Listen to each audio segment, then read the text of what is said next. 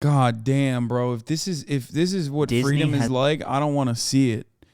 The Popstar Factory, manufactured by Disney. Let's watch. Manufacturing pop stars for the past 20 years. They missed out on Britney Spears. They struck gold with Hilary Duff. We all know Miley, Selena, Demi, and the Jonas Brothers. And the most recent example is Olivia Rodrigo. There's no debate that Olivia Rodrigo is the biggest new artist of 2020.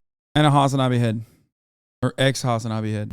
She debuted her first 3 singles at #1 on the Billboard Hot 100, making her the first artist in history to do so. Then her very first album, Sour, debuted at #1 and sold 300,000 copies first week. She peaked at 60 million monthly listeners on Spotify this summer and amassed 4.3 billion Spotify streams.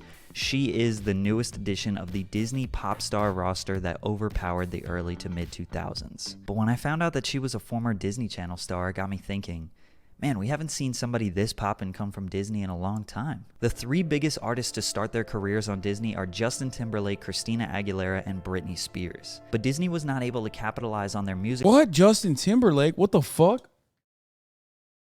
Wait, these people they're Disney stars? What? Careers like they were able to with Miley Cyrus, Selena Gomez, Demi Lovato, and a few others. Which leads me to ask a bunch of different questions. Is Disney responsible for the success of these artists? How did Disney produce as many pop stars as they did in the early 2000s? Where did they go wrong in the 90s? Why haven't they produced any other big pop stars in the past 7-ish years? And have they figured out a new formula that's been spearheaded by Olivia Rodrigo? And there's more pop stars right around the corner? Or was it all just a coincidence?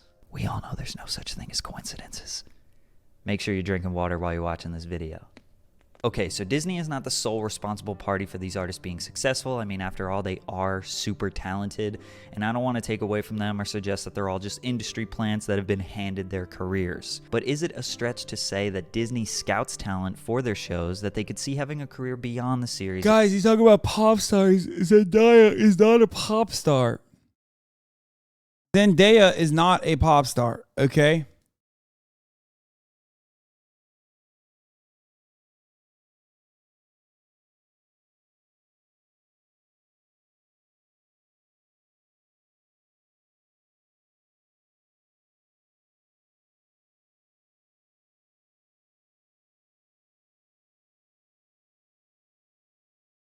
Is she? She was on Nickelodeon? Oh, she does? My bad. I'm so sorry.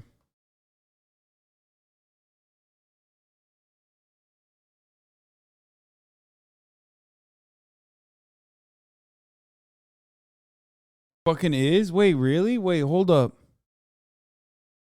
Say people with light potential, they ask where they're from. They say Disney, future marketing. Saying for the Euphoria soundtrack. Wait, she has a fucking Vivo? What? Replay? Like, Shawty's like a melody in my end. Na, na, na, na, na, na, na, na, la, la, la. I've heard this song before. I have no, I don't. I've never heard this song before. Not a real fan? Wait, what do you mean? I don't know. Yeah, you're right. I guess I'm not a real fan. My bad. That they're casting for. I mean, you can only role play as a teenager for so long. Eventually, they look too grown up and actually get too grown up. Plus, Disney has understood how valuable their brand is when it comes to music since the 1930s. They recognized the start of their record label, Disney Music Group, in 1956, and at the time it was called Disneyland Records. But even 20 years before they started that label, they still released music that... Have you not heard this song? Her boyfriend is staying at your house? Wait, what? Who's her boyfriend? Accompanied the films that they were putting out. Instead, they would sell the rights of the music to other record labels at the time. The soundtracks to Snow White, Pinocchio, Bambi, and Dumbo are among the more famous ones that were sold to independent companies in order to obtain more funds for their films. Imagine a time where Disney needed more funds. Once they realized how successful that music would go on to be, they decided to lay the framework for Disney Music Group in 1947. And every song produced by Disney since 1960 has been released under their own record label, Disney Music Group. Which brings me to my first question. Does Disney hire actors and actresses with the intentions of guiding their music careers beyond television? Let's fast forward to the early 90s with a Disney Channel show called the all-new Mickey Mouse Club. Also, I should mention that they started the Mickey Mouse Club in the 1950s and even had a version in the Mouse Club. Is that fucking what's his? Is that Ryan Gosling? What?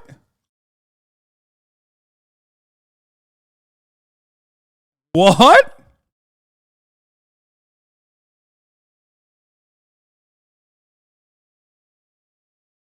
So every morning y'all wake up and you have this knowledge that Ryan Gosling was hanging out with Justin Timberlake when they were like little babies? Like you guys just knew that already. And you never brought it up?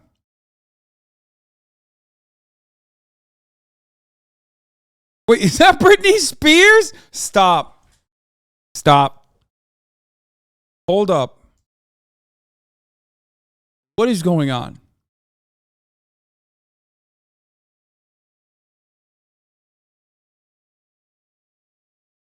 What's happening? This is like a conspiracy, I think.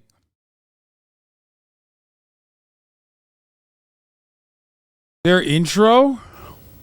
What I need from you is understanding. You asked him. Well, you're the one who wanted to know. I didn't say no. Okay. Damn, he had the ramen noodle hair even back then. Okay, I'll ask him. Hey, what's up, Ryan and Justin? What's up? Hey, Candy, Tamika, Tani, and Latasha. Wow. Very good. You got it on the first try. So, what's up? Well, actually, me and Justin were wondering how you guys got the name for your band, Escape. Yeah, I heard you guys got it because you were in this recording studio next to this burning oil refinery, and you guys escaped all these big barrels of oil were blowing up around you. Boom, boom, boom. Yeah, and I heard that you guys, like, escaped from these terrorists who mistook you for secret agents. Then you guys freed yourself from their secret hideout, posing as guards. Then you guys escaped from the country riding horseback across the desert. So, which one of us is right? Well, actually, neither one. See, we chose the name because we wanted our music to appeal to everyone. Yeah, and we wanted to do our own thing. We don't want to do everything. Bro, I love you, but what fake Marabou doesn't know about Britney Spears having her start on Disney is important to our culture, man. Dude, I had no idea about any of this shit, man. Also, it's kind of crazy that Justin Timberlake got his start as like an actor and still fucking sucks at acting. Like he had a whole lifetime of acting. And he never got good. Thank God he can dance and sing a little bit. Holy shit.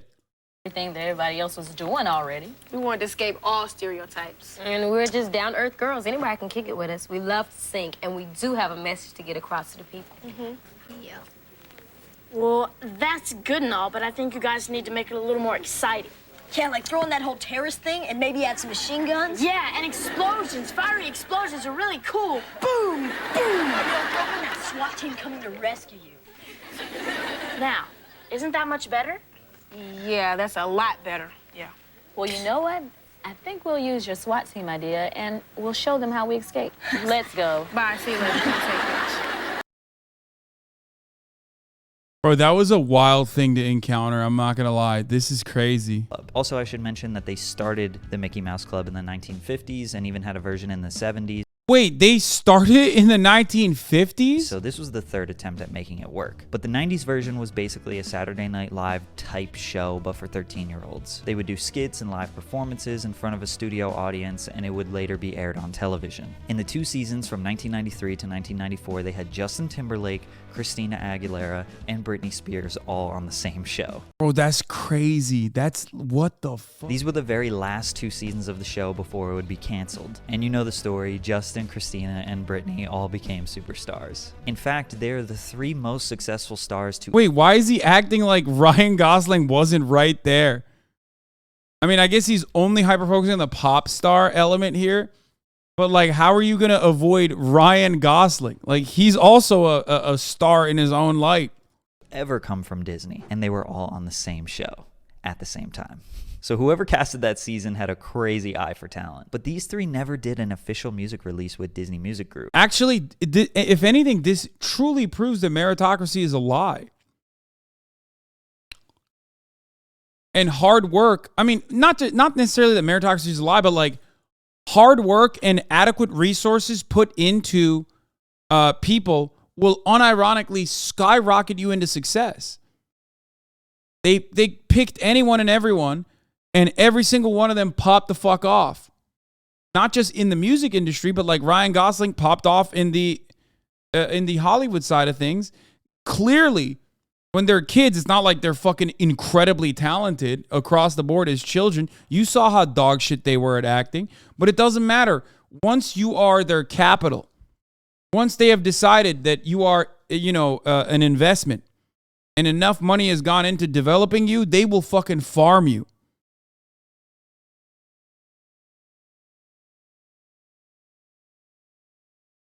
That's crazy.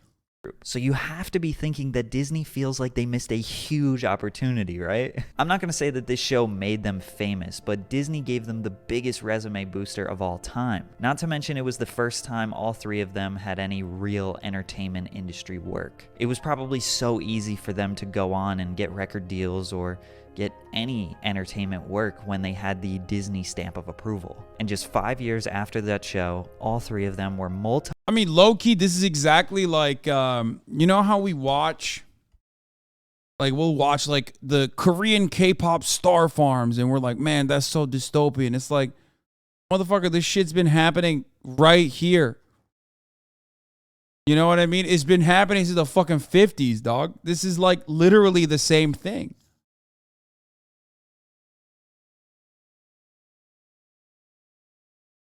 multi-platinum selling and Billboard charting artists. I find this extremely interesting because in 1989, Disney started their imprint Hollywood Records, which was intended to release music outside of just soundtracks and movie songs to act more like a traditional music label. So why didn't they try to just sign one of those three? And in my opinion, this catastrophic miss is where Disney formulated a plan to develop a star on TV. Haters was up. This is exactly like you and TYT. Yeah, I mean, my haters are so right.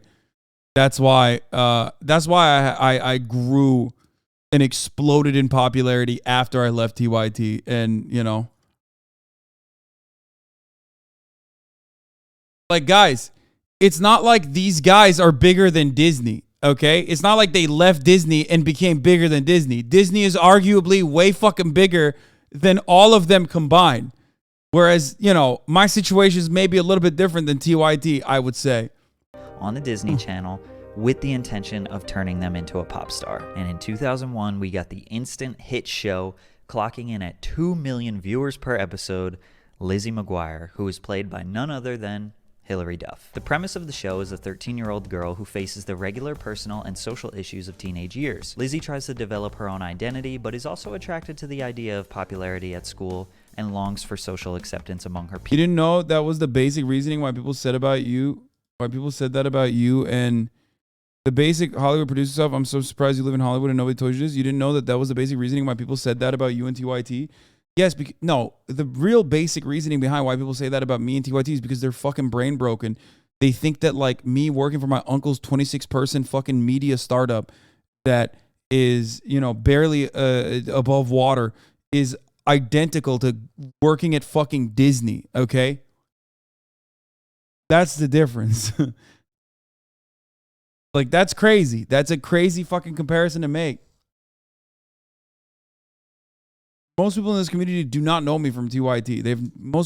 There are more people probably now at this stage that don't even fucking know what TYT is in my community. Peers. Throughout the show, she would express her love for singing and performing, along with literally wishing to be Britney Spears. I like who I am, but I'd like to be Britney Spears. Some pretty epic foreshadowing. In natural Disney fashion, they released the soundtrack to the show on August 13th, 2002, after the first season, and it would go platinum. But Hilary only performed the first song, Can't Wait, on the project, and that song was getting tons of radio play. I even found this old article where critics suggested that the Disney star was getting preferential treatment over Britney Spears. The roaring success of the TV show led to the Lizzie McGuire movie in 2003. In the movie, she's going on a school trip to Italy and finds out that she looks exactly like a famous Italian pop star and becomes her doppelganger and ends up performing pop hits. Sounds like a very familiar plot. Anyways, there were various musical performances throughout the film, but the song performed at the end became the most iconic. Hey now, this is what dreams. I didn't hit the DMC8, get him, boys. Come after him. Sick and tired of Patrick CC fucking around. Especially after he said I made Sneeko into the demon that he is, okay? Get his ass. Note, I'm sorry. They actually released the soundtrack before the movie, which was common Disney practice. That way the album was already in stores by the time people watch the movie, so they can leave their house and go buy it. Not like today where you can just upload to streaming services the same day. And because of the movie, the album went 1 times platinum. So they figured, let's do a whole Hilary Duff album. Just 3 months later, they released Hilary Duff's Metamorphosis album, which would go 3 times platinum. More successful than both of the soundtracks. She even did a 2-month-long tour. And just 2 months later, February 2004, Lizzie McGuire, the TV show, ends, and they did not start season 3 because Hilary was not happy with the money she was being offered. This started the downfall. July of 2004, they did A Cinderella Story, which was a huge success and has an estimated profit of about $75 million. And I kind of summarized all of this, but Lizzie McGuire was huge at this point. I mean, they were making hundreds of $millions in merchandise, they had video games, they had probably perfumes. Everything surrounding Hilary Duff was a hit, and she was the Disney star before that was really a thing. But at this point, Hilary was not happy with the image she developed on Disney. She consistently played the same character, nerdy, unaccepted, and awkward girl trying to figure out her life. Her 3rd album would be released on her 17th birthday, and she had way more involvement on it than the first one. She tried to break the Britney Spears mold that Disney forced kind of on her, and went for a more punk Avril Lavigne type vibe. The album would sell 1.8 million records, so it was very successful. But at this point, she wouldn't work with Disney again on a film or TV show, and she would only focus on her music and release through Hollywood Records. Her next 2 albums, Most Wanted and Dignity, would go on to have mild success. But in my opinion, Disney tried to manufacture exactly what they— You'll never be an ally like Hillary? Do you like this top? It's so gay. Really? Yeah, it's totally gay. You know, you really shouldn't say that. Say what? Well, say that something's gay when you mean it's bad. Yo, what the fuck is this, dog? Yo, Bussy Angel. What is this? This is like the opposite of me. This is like opposite of everything I stand for. You know what I mean? It's insulting. What if every time something was bad, everybody said, oh, that's so girl wearing a skirt as a top? What?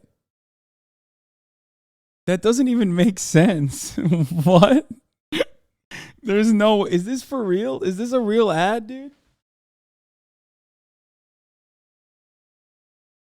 What the fuck? Yo. She's saying the fit is trash, and she's right. Yeah, the fit is trash, but so is her argument. Oh, you are. Those are cute jeans, though. When you say that's so gay, do you realize what you say? Knock it off. Yo, check out this chef, right? Right? Did this work? All this just making me realize you missed so much formative American pop media from the years 2003 to 2008. Oh, 100%. Yeah. No, I bitch, you've never seen this? No, that's why I was saying all the bad words. That's so gay. That's really gay. Dude, look at those pants. Please don't say that. What? Don't say that something is gay when you mean that something is dumb or stupid. It's insulting.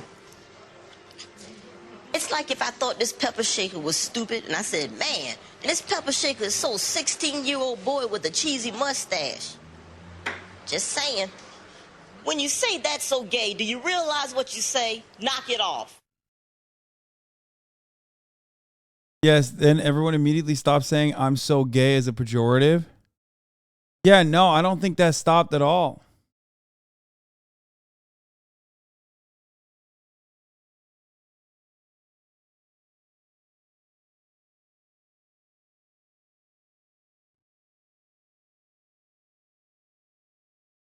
This shit actually worked. I'm not going to lie. All the girls became rad femmes. Wait, it did? Man, you had to be there. It did have an effect. Wait, really? You guys were like, damn, I shouldn't say that anymore. Yeah, everybody just started using the F slur after that. It did stop. You have no idea how common it was. We just moved on to saying the F slur. Man, that's way worse.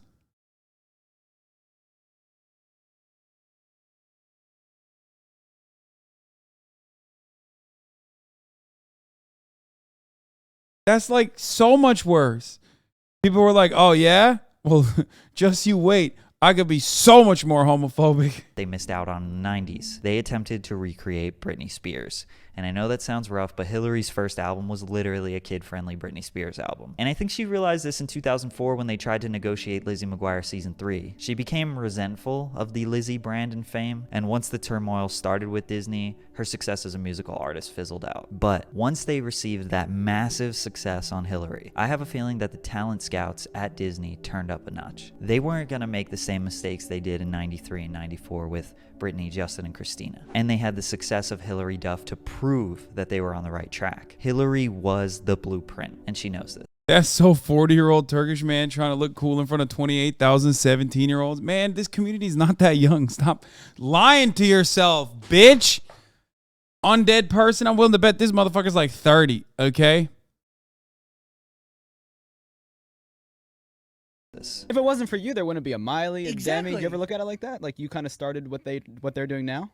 I do, but I don't sit around and like take credit for it. And for the next 7 years, they were about to churn out pop star after pop star, and the best artist rollout in history was about to begin. 2006, High School Musical. Zac Efron, Vanessa Hudgens, and Ashley Tisdale are the three newest Disney Channel superstars of 2006.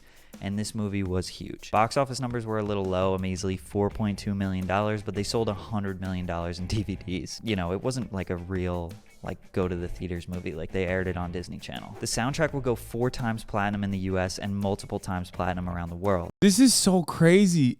What celebrities haven't made it out of the fucking Disney or Nickelodeon machine, dude?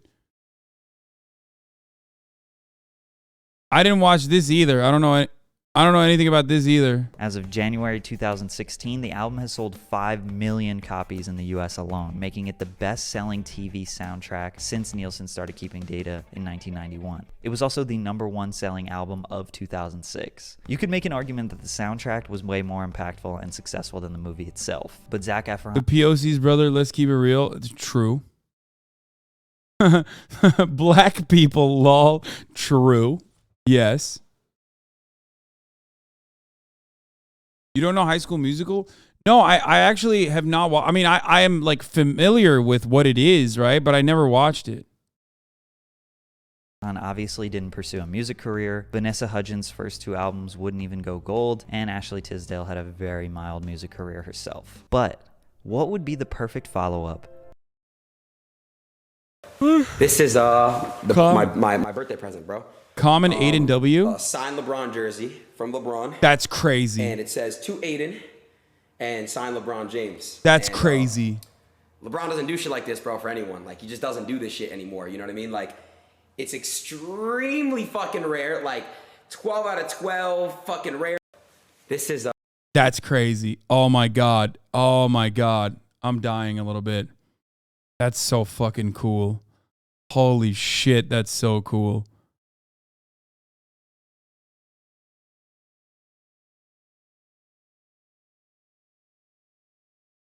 Oh my God. Okay, let's continue. To a wildly successful movie about high schoolers that sing. What about a show about a middle schooler who had a secret life as a pop star? I hinted at this before, but you can draw similarities in the Hannah Montana plot to the Lizzie McGuire movie, which is not a coincidence. They literally took the idea of Lizzie McGuire, combined it with High School Musical, and birthed Hannah Montana. Just 2 months after High School Musical aired, season 1 of Hannah Montana aired. They even used the HSM cast to promote the show. We're the cast of High School Musical, and we're the cast of Hannah Montana. Your show is gonna be great. Your movie was awesome. Yeah, but yours is gonna be off the hook. The first season of Hannah Montana was a huge hit. It was the biggest season premiere in Disney Channel history. Midway through season 1 on October 24th, 2006, they released the first official album for Hannah Montana, and it went 3 times platinum in 8 months. Once the first album hit that 3 times platinum milestone, they dropped the second album, and that one would go 3 times platinum in 6 months. Then a few months after that, they dropped Miley's first solo album. That one went platinum in its first month. Also during this time, they signed the Jonas Brothers and introduced Selena Gomez as a rival pop star to Hannah Montana. Wait. I know that all started to hit you very fast.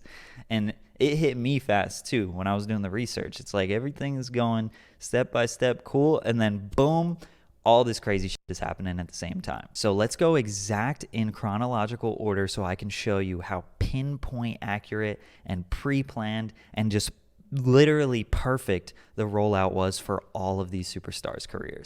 January 2006, High School Musical, movie soundtrack, album of the year. 2 months later, Hannah Montana starts. October 2006, Hannah Montana first album, 3 times platinum. February 2007, signed the Jonas Brothers to Hollywood Records. This was more of like a traditional record deal, not for like a TV show or a movie yet. April 2007, season 2 of Hannah Montana. June 2007. But what the fuck were we wearing back then? Look at this shit. That's crazy when you think about it. You know what I mean? That I'm saying we because I was alive back then. You know what I mean? It's not like I wasn't fucking wearing that shit, but says you. They wore virgin things. Jonas was a bass show. Have you watched it? No. Hannah Montana album 2, which was combined. The worst part about that brotherhood shit is that, like, what happens when you're coded as like the ugly brother? You know what I mean? What do you do then? Like, you got like 38-year-old marketing executives being like, yeah, that's the ugly one. We got to fucking, you know.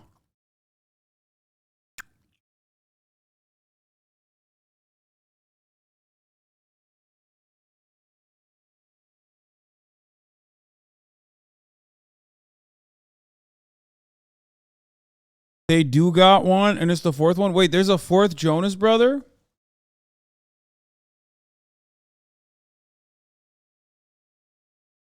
Wait, there's a bonus brother? Jonas Brothers. There's a bonus Jonas?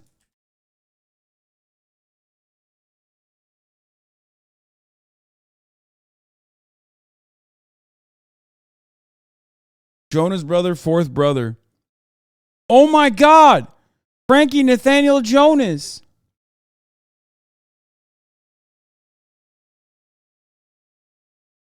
What the fuck? There was just, oh no. He's often been known as the bonus Jonas and wasn't in the Jonas Brothers band. Here's everything you need to know about the 4th Jonas brother, Frankie Jonas. Yo, what's up with the Jonas parents? They were like, we had 3, but that's not enough.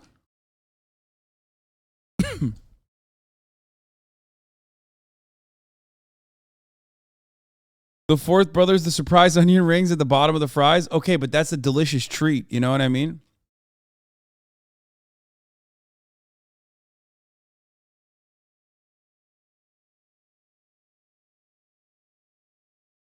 No, let's do it. No, let's do a silly one.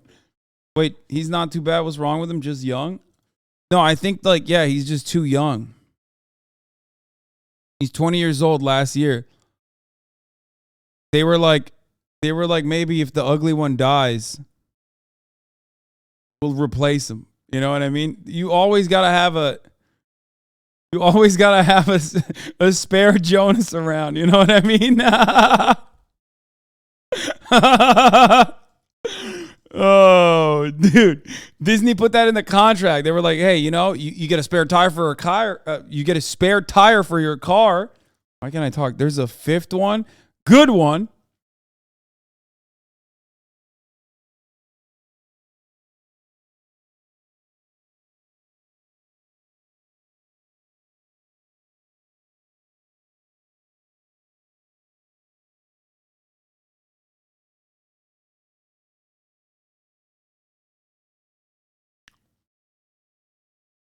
They're Christian pastors or something. He was too young. He'd go on tour with them, though. The Jonas Brothers is a YouTube channel where they'd make stupid videos on tour to promote their album, Lamau. He's on record saying he's a HasanAbi head. No, he's not. Shut up.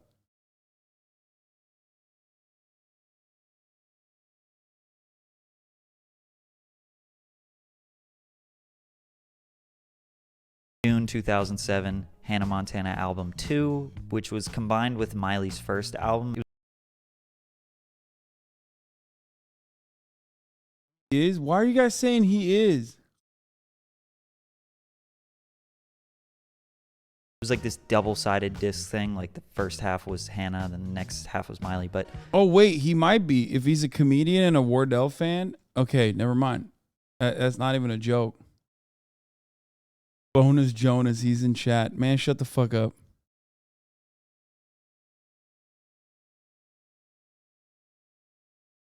3 times platinum. And then at some point while this is happening, they discover Selena Gomez. And 1 month later in July, they give Selena a role on Hannah Montana as a rival pop star. August 7th, 2007, He doesn't the follow Jonas me. Brothers album releases, which would go on to be platinum, but listen to this rollout. 10 days after the album releases, August 17th, High School Musical 2 premieres on the Disney Channel. This premiere was significantly higher than High School Musical 1. The hype was real. 17 million live viewers. The largest premiere in Disney Channel history. The next thing that they aired immediately after the movie on Disney Channel was an episode of Hannah Montana. And who was on that first episode of Hannah Montana? None other than the Jonas Brothers. That was the most viewed episode in Hannah Montana history, which is kind of random because it was just like the Motherfuckers had no bedtimes that night.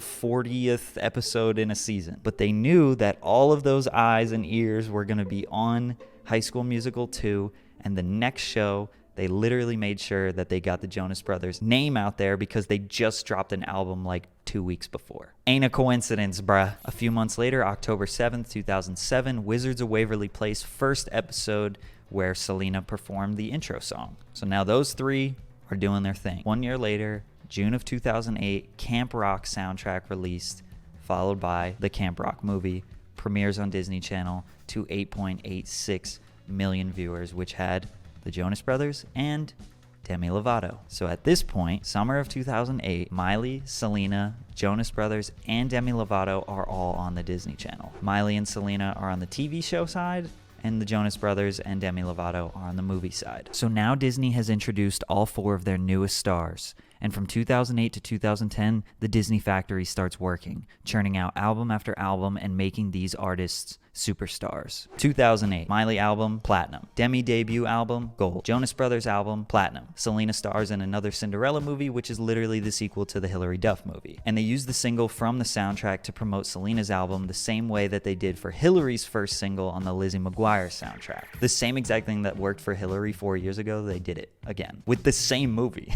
2009, Demi gets their own show called Sunny with a Chance. Jonas Brothers get their own show called Jonas. So now all 4 stars have their own show on the Disney Channel where they also perform the intro song. Selena and This is just MCU with teenagers is right. White teenagers. Demi also get a movie together called The Princess Protection Program, which was wildly successful. So you see, this is another time where they used 2 stars. Bro, I've never seen any of these motherfucking things, man. I feel like I have so much like lost space.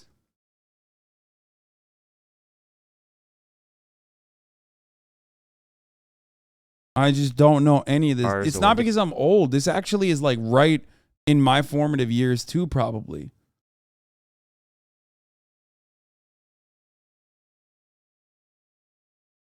Different stars of different shows to help promote a new one, because Demi is still relatively new to the Disney scene compared to the other 3. They also used this movie to promote Demi's album, Here We Go Again, which went gold. Wizards of Waverly Place soundtrack drops, double platinum. Miley Cyrus releases Party in the USA, diamond, 10 times platinum. Still her biggest song to date, actually. Wizards movie drops, second highest viewership of all time, which kind of certified that Selena was maybe even bigger than Miley on Disney at the time. And again, I had to summarize all of that heavily. Like, there were tons of little details, but those were just the big things. But Disney laid the foundation for all of this. Cast a star for a TV show or a movie, release the soundtrack with a song performed by them, then use other popular shows and movies to cross-promote, drop an album, give them their own TV show or movie depending on which one they started with, rinse and repeat year after year, make millions and billions of dollars. And if you're forgetting my original point that this is all part of a massive manufactured plan, this is not just simply off talent or the skills of these child stars. They were a piece of a massive system that was generating billions from them.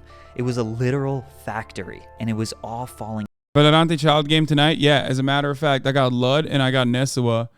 I was trying to build a squad, but yes, we are going to be doing it. Also, speaking of Valorante, you know who fucking hit me up to play Valorante? Your Rage. Hopefully we'll be able to, we're going to be playing Valorante with Your Rage and Kai in the upcoming week. That's right, baby. Let's go. I hit up Tubbo. He's not around, so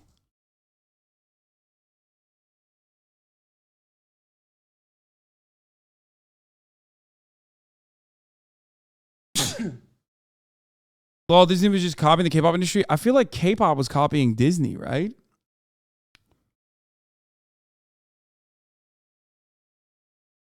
Into place perfectly in 2009, and you see how they went step by step from 2001, just gradually getting better and better. I mean, at it Disney was until doing this since the 2009, it 50s. was all just working all at the same time, and everybody was peaking, and Disney's making billions of dollars. But just as everything was working perfectly in 2009, 2010 was when it came to a screeching halt. The end of an era was on its way. Like you're talking about K-pop, but like Disney was doing this since the 50s, you know?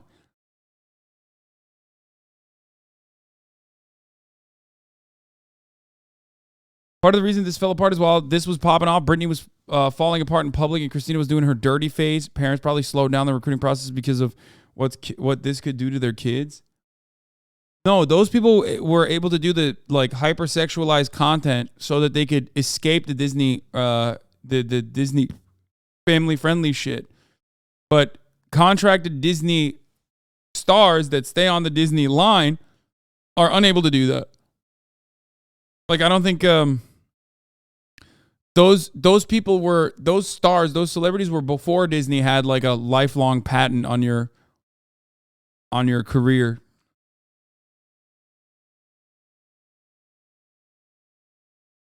Are you pausing on Dead Mufasa? Yeah, you're right. Sorry. Jonas and Sunny with a Chance both released their second seasons, but ratings were already low for both of the shows. Miley releases her album Can't Be Tamed, which was her worst performing album, and if you think about the title, it kind of says a lot. Miley was expressing her inability to love the Hannah Montana show anymore. She was growing out of the tween era and into a young woman. We even got a famous quote from Miley in 2019. "The minute I had sex, I was kind of like, I can't put this fucking wig on again. It got weird." So basically, she's dressing, acting, and performing on stage in a very grown-up manner, was even caught on Instagram smoking salvia out of a bong, all while Hannah Montana Season 4 was airing, and 5, 6, 7, 8-year-olds around the world are looking up to her on the show and then seeing how she performs live and in person and just being really confused, and obviously parents didn't like that. So the show kind of crashed and burned, and album sales plummeted, and Miley wanted to move on. Selena had a good year, though. She put out her second studio album, which went gold, and had a 2x platinum single and another 1x platinum single, and Wizards of Waverly Place was still performing great. 2011, Jonas Brothers are officially on a hiatus, Hannah Montana is officially over,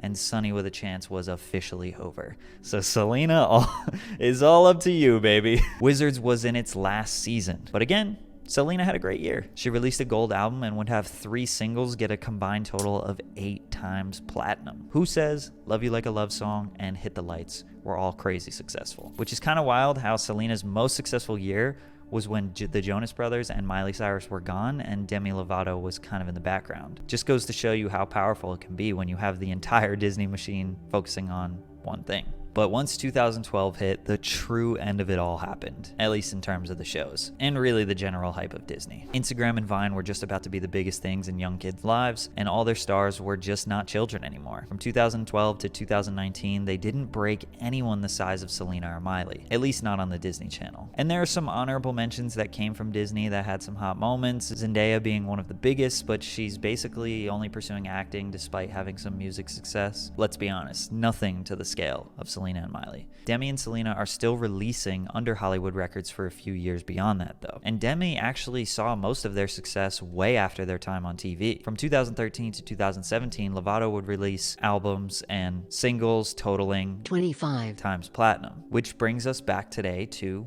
Olivia Rodrigo. She had a role in Bizaardvark with Jake Paul. Show was trash. I don't know. I didn't watch. Jake Paul was on Disney? What? Watch it. I was a whole ass adult at that point. But her more significant What? and bigger fame came with the Disney Plus show, being the star of High School Musical, the musical, the show. Trash ass name. But she wrote 2 songs, All I Want and Just for a Moment, on the soundtrack, which were very successful songs. I mean, nothing to the level of the original High School Musicals, but who doesn't love a good reboot? And then she would go on to sign with Interscope Records and work on her debut album Sour, which broke numerous records. So Olivia never released any music with Hollywood Records. No solo songs, no albums, no nothing. Aside from the songs that were in the High School Musical show. And after all the research I did, everything I know is just like fucking broken, dude. I just don't understand. Everything I know, Disney is responsible for everything. I've laid out in front of y'all, it raises so many questions, and I have a few speculations. Maybe Disney has just recently figured out how to adapt to the new TV climate with Disney Plus, because we all know people ain't watching cable, and they haven't been for the past few years. They don't know how to adapt to this new music climate because the only way they had successful record sales was by dropping albums the same day that they premiered a movie or a TV show that had the artist in the damn show. So Olivia was able to get her fame up, then quietly move over to a real record label who could make her a star in 2021. Or this. Disney makes these people famous. I mean, everyone, starting with Hilary Duff, all got their fame from Disney. No question, no debate. Maybe Disney has one of them for life contracts where they low-key get a... Someone said, Disney is what people think, what conspiracy theorists think Jews are.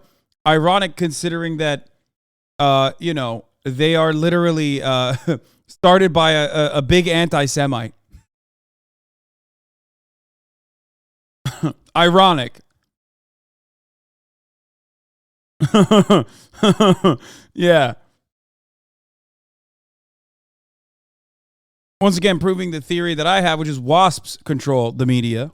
Small percentage of everything that they make forever. So it doesn't really matter if the talent releases with another label or uses them to become famous because they got that finder's fee forever. Which sounds kind of like a conspiracy, but think of the platform and the resume Disney gives you when you're a young talent, actress, music, whatever it is. You have the Disney stamp of approval, like the biggest business ever. There is no doubt that Disney has mega connections in these record labels. Hell, they could probably even buy every single record label out there. So is it really a stretch to say that if you get discovered by Disney, maybe they got you for life?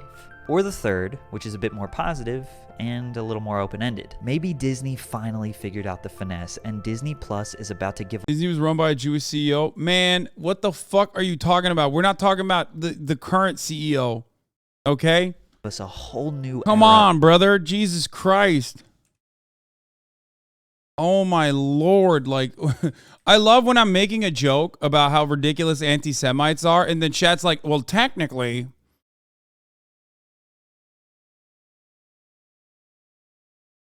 You know?